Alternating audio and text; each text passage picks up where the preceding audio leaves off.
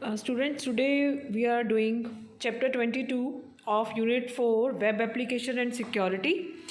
The chapter is Internet Security. What is Internet Security?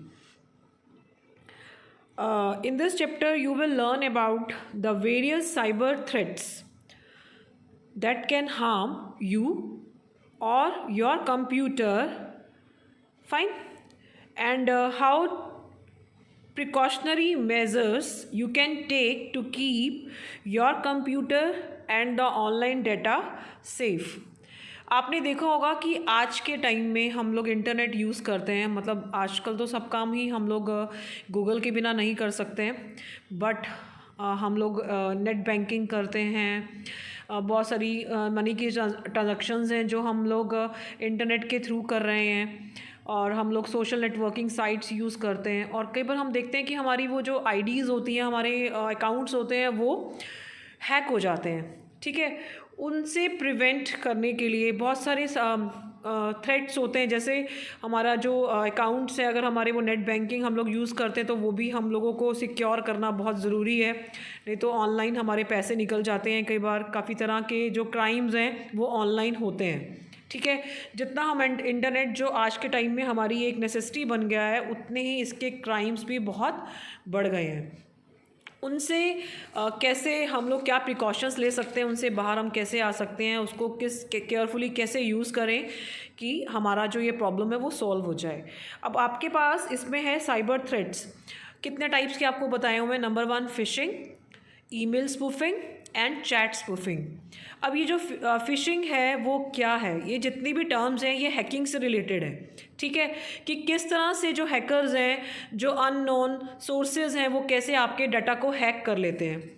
इसमें क्या होता है कि जैसे कोई भी आपकी फ़िशिंग जो होता है कि ये होता है उसके अंदर कि एक होता है वर्ड फ़िशिंग, जो FISHING होता है, वो फ़िशिंग होता है कि आप मछलियाँ कैसे पकड़ते हो। फाइन, सेम उसी वर्ड से F को हटा के P लगा हुआ है, उसमें भी यही है कि आपको कोई चारा डाल रहा है, आपको कोई ग्रीड कर रहा है, आपको कोई लालच दे रहा है, और आप उस लालच में आकर उसको अपनी जो भी स्पैम्स होती हैं, जो भी हमारे पास मैसेजेस होते हैं, उसको हम ओपन करते हैं और हम उसके जाल में फंस जाते हैं। फ़ाइन, इस तरह से हमारा जो हैकर्स हैं वो सक्सेसफुल हो जाते हैं हम लोगों को हैक करने में। अब इसमें क्या है, जैसे कोई भी आपको लगता है कि आपको ईमेल आया है बैंक से, फ़ाइन, और उसमें लगता है कि आपको एक ईमेल अकाउंट आपका बंद हो रहा है। ठीक है, या आपको कोई बैंक को कोई इन्फॉर्मेशन चाहिए।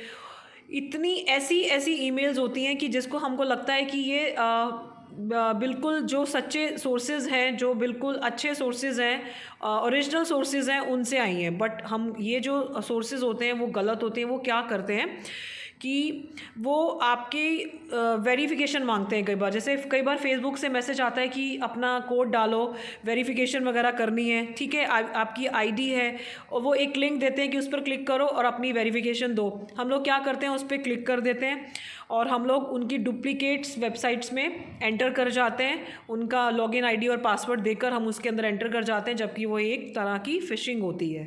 फाइन, अब ऐसे ही नेक्स्ट है ईमेल स्पूफिंग। ईमेल स्पूफिंग में क्या होता है कि जैसे हम लोग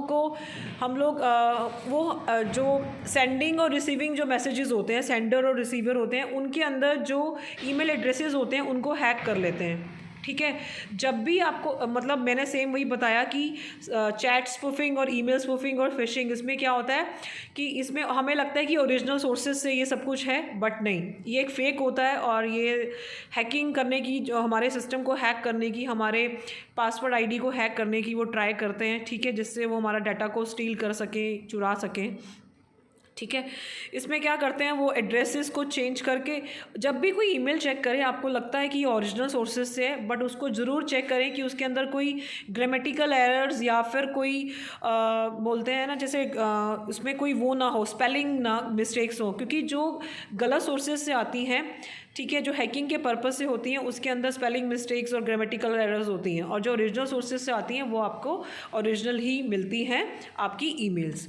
ठीक है, और इनको प्रिवेंट करने के लिए चैट स्पूफिंग में क्या होता है, आप ऑनलाइन चैटिंग करते हो, कई बार आप ग्रुपिंग, जैसे हम लोग क्लासेस भी लेते हैं, उसमें कोई भी एंटर कर जाता है अननोन सोर्सेज से।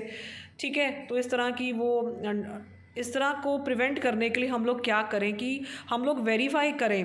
कभी भी वो हमसे लॉगिन आईडी और पासवर्ड जब हम लोगों को देते हैं या कोई लिंक शेयर करते हैं तो हम उसको पूरा कंफर्म कर लें कि ये ओरिजिनल सोर्सेज से है या नहीं है।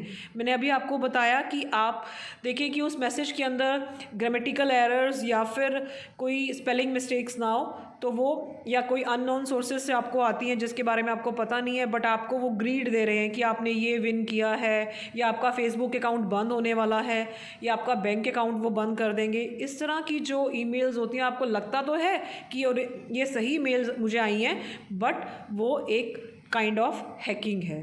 फाइन। इसके साथ अब आपके पास नेक्स्ट पेज पर है आपको कैसे प्रिवेंट करना है, how to prevent hacking, how to prevent phishing, how to prevent email spoofing, how to prevent spoofing जो है एक तरह की हैकिंग है, और आज के टाइम में बहुत सारी स्पूफिंग है। कोई सर्वर कोई हैक कर लेते हैं, कोई आईपी एड्रेसेस को हैक कर लेते हैं, तो डिफरेंट टाइप्स की स्पूफिंग है, मींस हैकिंग है। इसमें क्या है कि आप इसको प्रिवेंट करने के लिए आपको ये है कि आप इंस्टॉल करें एंटीवायरस सॉफ्टवेयर, आप कोई फायरवॉल सिक्योरिटी लें, कोई भी do not open attachments from unknown sources, update all software regularly, do not use pirated software, backup your data regularly. Fine.